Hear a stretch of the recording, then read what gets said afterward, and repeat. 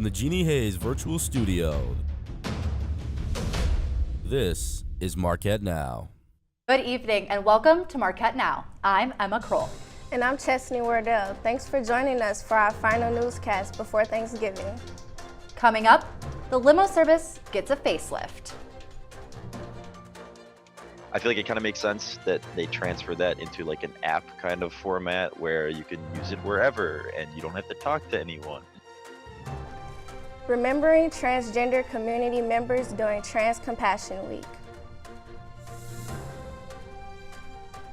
Making days brighter and a difference on Make a Difference Day. You treat everybody right, even though they don't treat you right, but you treat them right. And later, meet Marquette University Police Department's newest member. But first, breaking news tonight as Darrell Brooks Jr. receives 6 life sentences and 859 years of confinement for killing 6 people in last year's Waukesha Christmas parade. There will be a vigil held in honor of the victims on Monday, November 21st. That's not the only breaking news this week. An apartment shooting in an apartment building leaves 2 victims wounded this past Monday night. The shooting occurred on the 800 block of 22nd Street. Here, you can see the police officers in the Hickory Gardens apartment lobby on that block.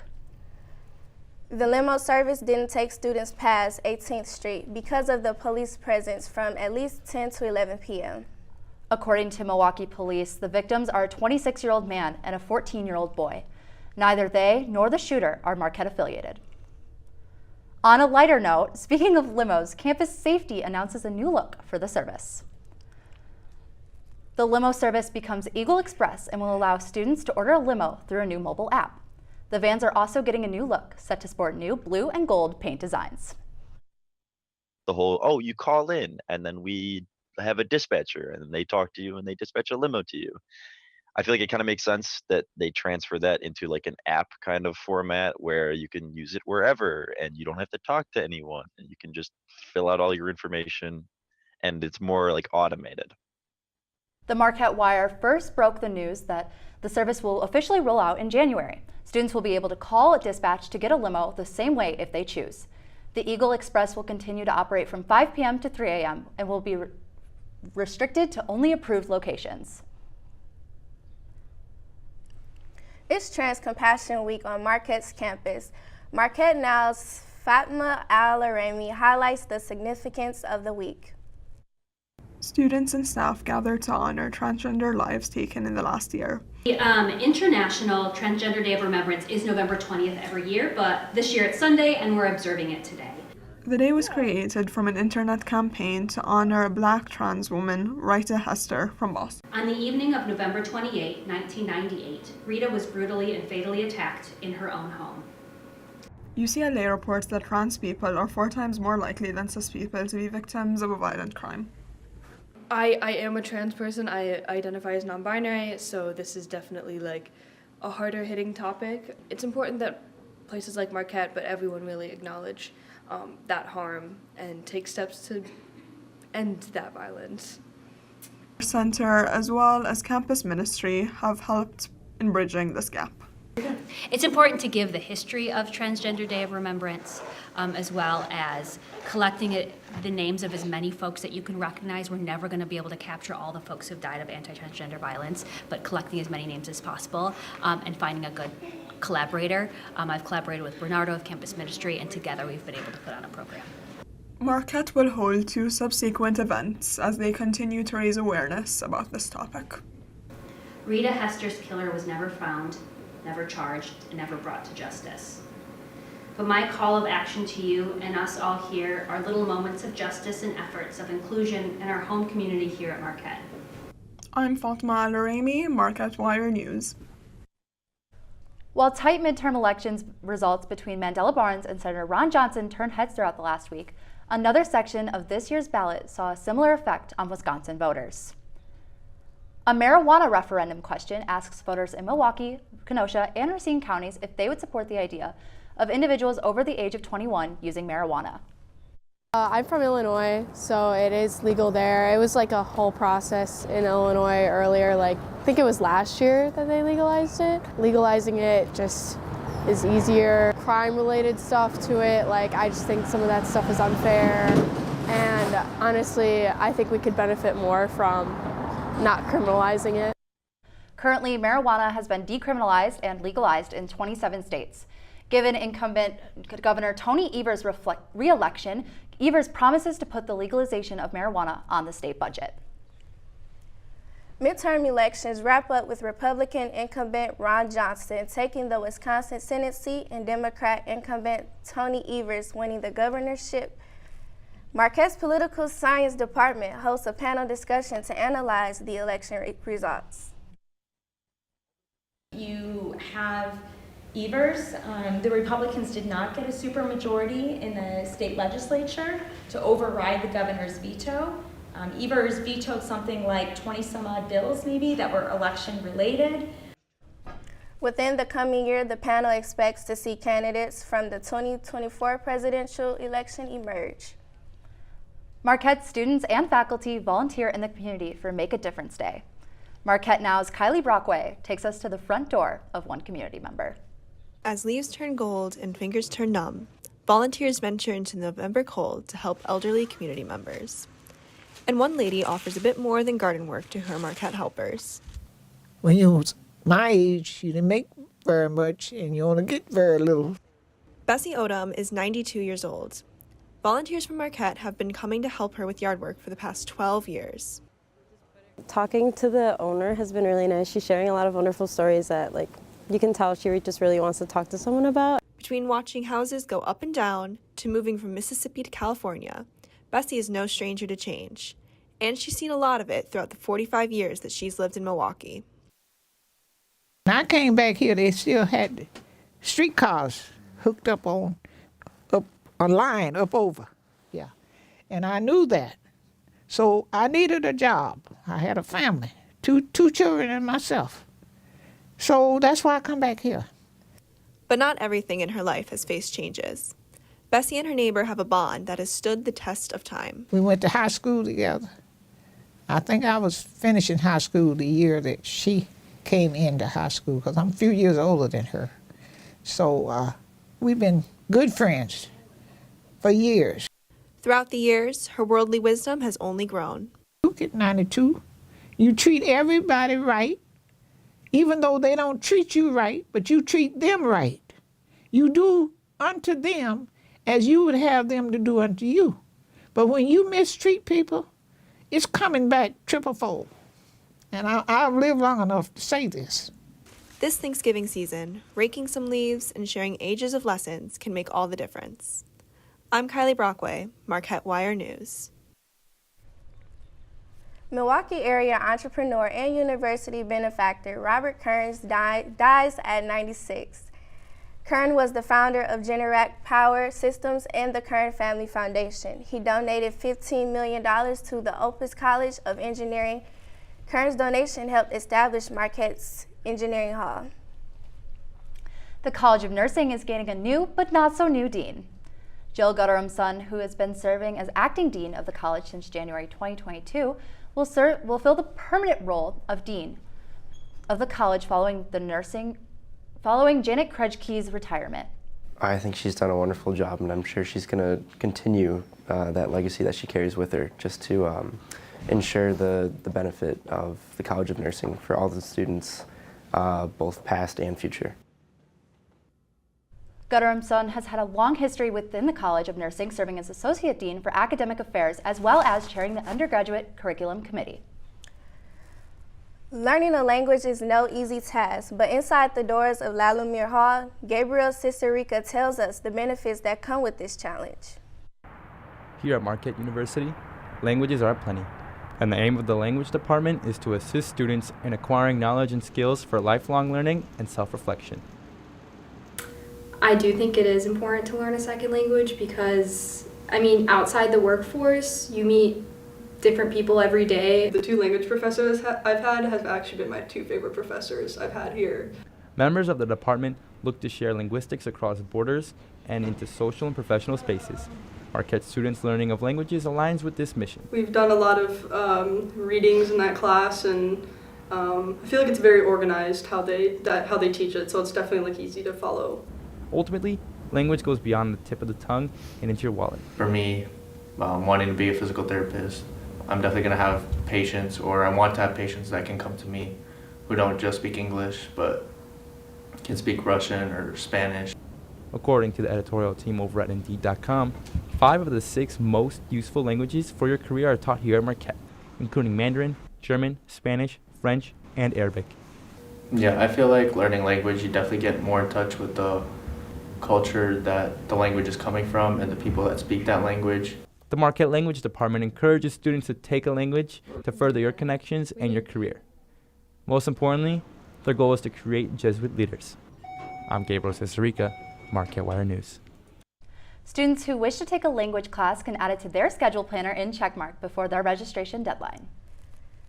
Bands and artists from all genres come together to perform at our very own Marquette's Radio Team's Ring It Out event. The Annex comes to life with the lyrics of 3 different groups. Stage lights, all the cameras around. This is clearly a really great setup, space, and event, and we're just stoked to be here. It's been huge, and we love it. Before we pass it off to Dane Golden for a quick weather update, have a listen to Scam Likely. You let them know that I like smiling.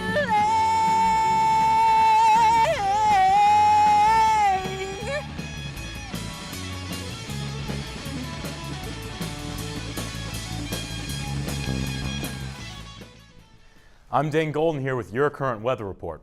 Now let's take a look right now. 35 degrees. If you couldn't tell, it's going to start getting colder and colder. Humidity about 65%. 42% chance of precipitation, and winds coming from the northwest at 10 miles per hour. Now that's all for now, but stick around. Snowy weather is upon us. Will it last? That and more after the break. Hey world, I have a quick message. It's about safe driving. All right, let's go. Anytime you're driving, have the seatbelt buckled tight. Both hands on the wheel and your phone out of sight. When not in your hand, trying to text somebody back. Because if you do, your car might get smacked. The moral of the story, just put your phone down. The people on the road will stay safe and sound. Put your phone down, put your phone down. People on the road will stay safe and sound. Yeah.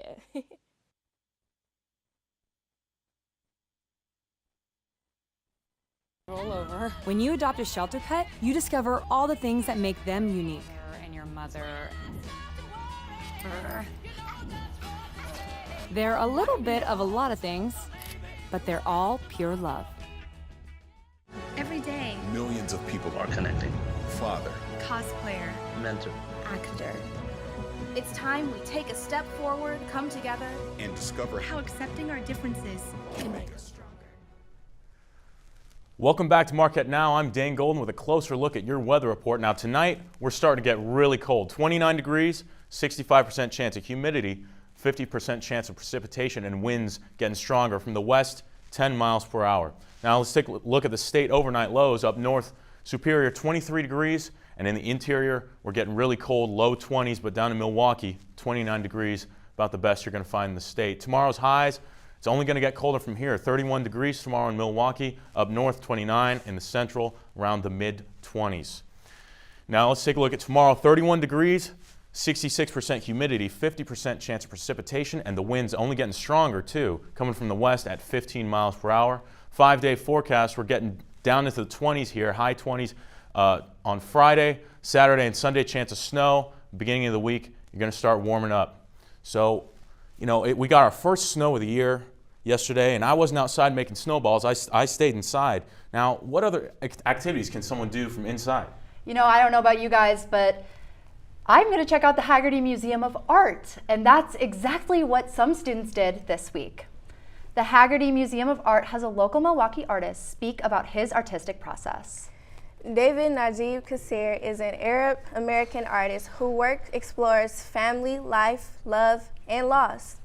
His talk focuses on a series of paintings he produced during the onset of the Syrian civil war in 2011. I feel somewhat privileged to see artists like this working in such a grand scale and representing people who usually don't get to see themselves seen like that. More Kassir's work can be found on his website.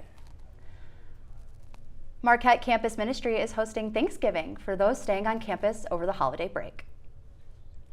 The dinner includes a choice of turkey or baked cod along with all the classic sides and desserts. It will be held at Cobean Hall and is open to all students. They must register online if interested in attending. The symphonic band fills Varsity Theater with their melodies. Sunday's concert was a smash hit, and the 2 months of practice paid off. The culmination of a lot of practice and, you know, how band works. You usually don't play through like each song all the way until the week before the concert. So it's been really fun just the last week seeing how all of our hard work came together. That's the last symphonic band performance until April, but the Wind Ensemble's next concert is this Saturday at 2 p.m. in Varsity Theater. There's a new alpha on campus and he's only 9 months old. Marquette Now Timothy Latu gets nose to nose with the newbie. Hey, Blue, come on. If colors have emotions, then what was Lieutenant James Hensley thinking when he named his dog Blue? With a name, especially with a dog that you're going to be training to do things, we didn't want to have a really long, elaborate name. So the officers settled on blue for the school color. Police officers go through their training, and the 9-month-old community support dog is no different. He's in the middle of his second class. He's in a basic manners class right now. And once he's finished with that, we're going to actually have like a swearing-in ceremony, just like with our police officers. And he'll get his badge at that time. No matter the training, Blue is born with all the skills he needs. His big skill set is just bringing happiness to people. So I walk around with him and I joke about I've got the best job on campus. The best job can also be a tough one at times. Unfortunately, someone ended up in the river, and it was tough for some of our people. We had the gentleman on the bicycle that ran into the van, and that was tough. And he literally did his job. So I see people that were on those assignments and they're like, hey, Lieutenant, can we just play with Blue for a little bit? Lieutenant Hensley wants Blue to make as big an impact outside the department as in it. I really wanted him to kind of be almost like a little bit of an ambassador for the department. So they don't see us as just a bunch of badges and uniforms. A lot of, especially the freshmen, it may be their first time away from home. And whether they admit it or not, they miss their families, their own pets. I love walking around and just hear people calling his name and start running towards him. They don't know me, but they know him, which I'm okay with. Blue might have a popularity contest with another new face on campus this semester. Remember these guys? I think he would win out. Although the Kiwi bot brings food, so I guess depending on your priorities. I think he's cuter. When you are Blue, go see him. Hi. For a second toast. Sure. Because dogs are man's best friend, and Blue is everyone's care package that's always here. I'm Timothy Lateau, Marquette Wire News. Do you want to hang out with Blue? Stop by the police department during the day, Monday through Friday. The a cappella group, The Naturals, heat up the Varsity Theater with their Spring Break in the Fall performance. The Naturals are now 20 years strong. Many past members sit in the audience to show their support to the newer generation of talent. We bond over the fact that we all like to sing, and we go from there and just try to have as much fun as possible, really. That's kind of one of our core tenets is just kind of, it's like a group of friends that likes to sing. Members shotgun waters and compete in a limbo contest in the spirit of spring break. The group emphasizes the importance of fun amidst the stress of performing. As we head to break, enjoy The Naturals' rendition of Gimme Gimme by ABBA.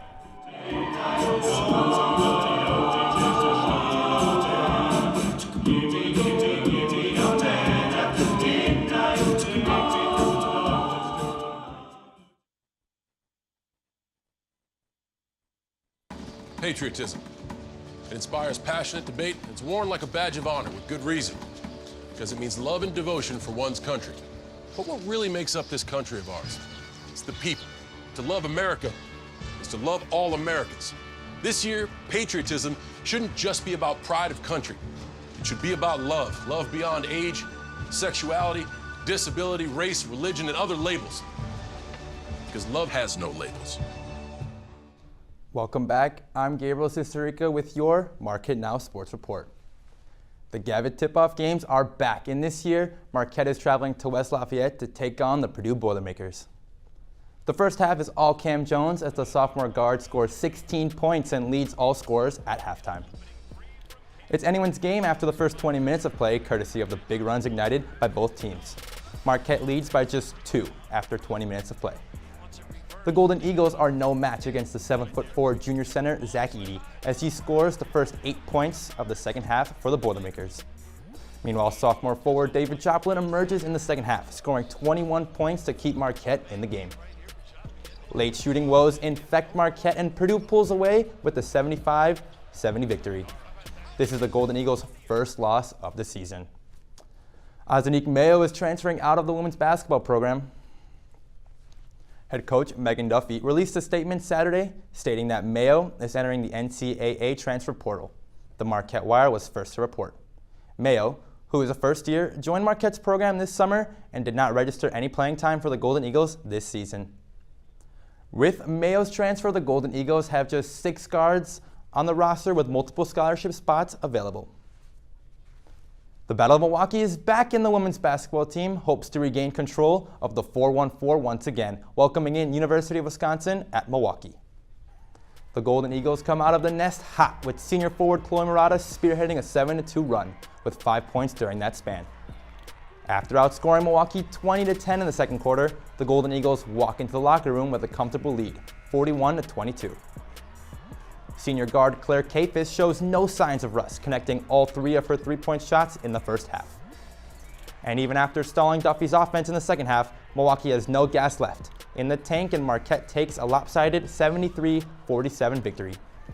This marks Marquette's 33rd overall win against Milwaukee, with Marquette winning the last 26 of 29 matchups. And after having clean sweeps this past weekend, the women's volleyball team finds themselves ranked 16 in the latest ABCA rankings.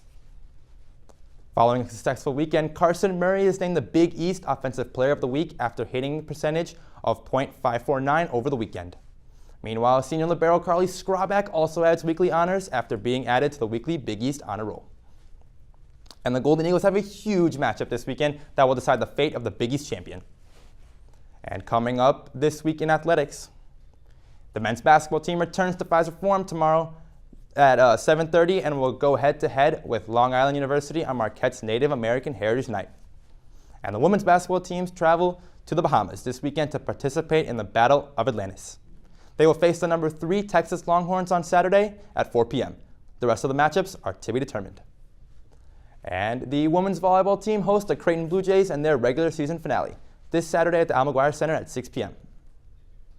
And that's it for sports, but don't go anywhere. When we come back, Executive News Editor Julia Abuzahab sits down with Marquette Journal Managing Editor Kimberly Cook for our Down to the Wire segment.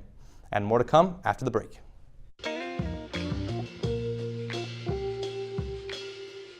After you joined our family, it was like, I really do feel complete now.